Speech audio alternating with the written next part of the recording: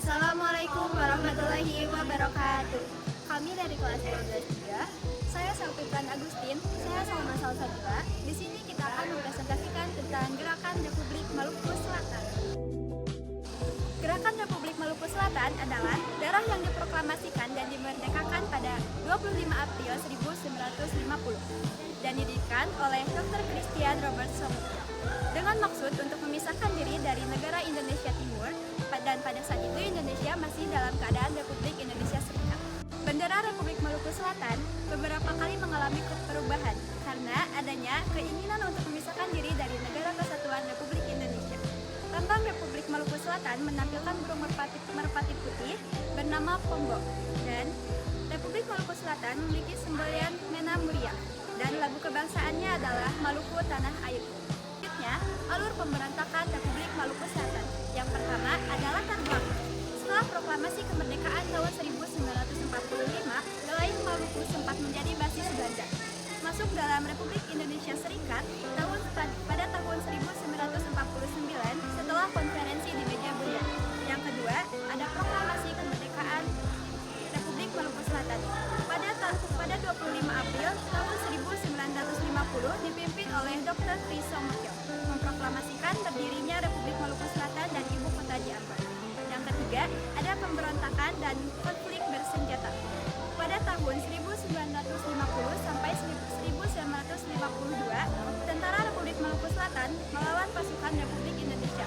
Pemerintah Republik Indonesia mengirim operasi militer ke Ambon pada Desember tahun 1950. Pasukan Indonesia berhasil menguasai Ambon. Yang keempat, ada gerilya di Pulau Seram. Trisomotio melanjutkan perlawanan dengan perang gerilya, dan pada tahun 1963 Somokyo ditangkap dan dihukum mati pada tahun 1966. Yang kelima, ada Republik Maluku Selatan di Pengasingan. Setelah kekalahan di Maluku, banyak simpatisan Republik Maluku Selatan pindah ke Belanda. Yang keenam, gerakan dan isu Republik Maluku Selatan pasca tahun 1970.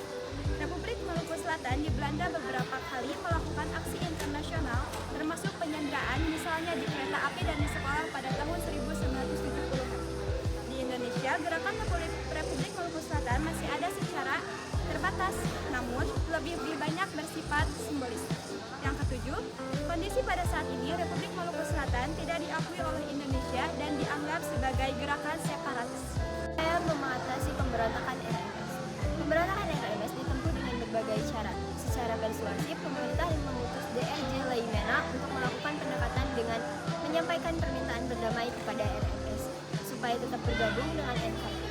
Somokyo dengan tegas menolak permintaan ini dan ingin tetap melepaskan diri dari NKRI. Akibatnya ditempuh dengan cara perlawanan dengan membentuk operasi militer. Dipimpin oleh Kolonel Kawilarang, dia ditunjuk karena dianggap mengerti dan paham bagaimana kondisi di wilayah tersebut. Setelah perlawanan panjang, akhirnya kota Ambon dapat dikuasai pada awal November 1950. Keberhasilan ini diikuti dengan penangkapan J. Manuhutu dan Perdana Menteri RMS Y. Rizal beserta 9 menteri lainnya. Para tokoh RMS ini kemudian dijatuhi hukuman penjara selama 3-5 tahun. Namun saat terjadi pertempuran dengan merebut benteng New Victoria, Letnan Kolonel Slamet Riyadi dan pihak RMS bertugas saat itu harus gugur di medan laga. Pada 14 Juli 1950, pasukan ekspedisi APRIS atau TNI Medan Rat di Pulau Laha, Pulau Buru dengan dilindungi korvet Fatih Unus dengan susah payah akibat belum mengenal medan pulau. Berhasil diduduki oleh APRIS dan pos-pos penting keberhasilan direbut. Pasukan APRIS bergerak menuju ke Pulau Seram. Gerakan pasukan APRIS di Pulau Seram mengalami kesulitan dan mengakibatkan banyak korban berjatuhan. Setelah Pulau Seram dapat dikuasai, pergerakan pasukan APRIS diarahkan ke Ambon yang menjadi tempat kedudukan RMS. Pada 30 November 1950, kota Ambon dapat dikuasai oleh pasukan APRIS. Walaupun banyak menelan korban, pasukan APRIS bergerak ke Ambon dan dipecah menjadi 3 grup. Grup 1 dipimpin oleh Mayor Asmad Wiratnata Kusuma. Grup kedua dipimpin oleh Letnan Kolonel Slamet Riyadi. Grup ketiga dipimpin oleh Mayor Suryo Subrandrio. Setelah kota Ambon jatuh ke tangan pemerintah, sisa-sisa pasukan pemberontakan RMS melalui melarikan diri ke hutan. Dan selama beberapa tahun mereka melakukan aksi gerilya yang membuat kegiatan pengacauan perang gerilya juga masih berlanjut di Pulau Seram.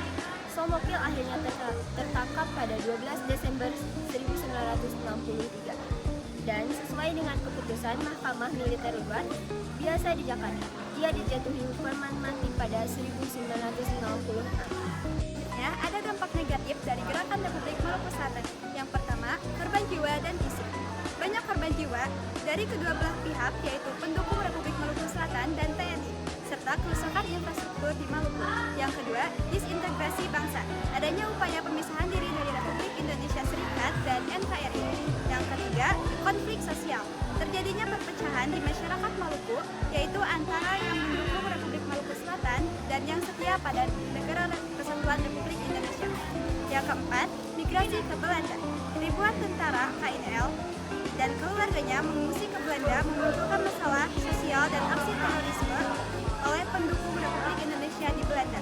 Yang terakhir, hubungan internasional sempat memburuk hubungan antara Indonesia dan Belanda. Adapun dampak positif dari kegiatan Republik Maluku Selatan. Yang pertama, penguatan NKRI.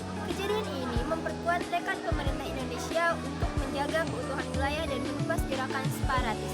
Yang kedua, pelajaran sejarah. Menjadi pelajaran penting mengenai ancaman disintegrasi bangsa. Yang ketiga, ada kesadaran budaya. Meningkatkan kesadaran masyarakat Maluku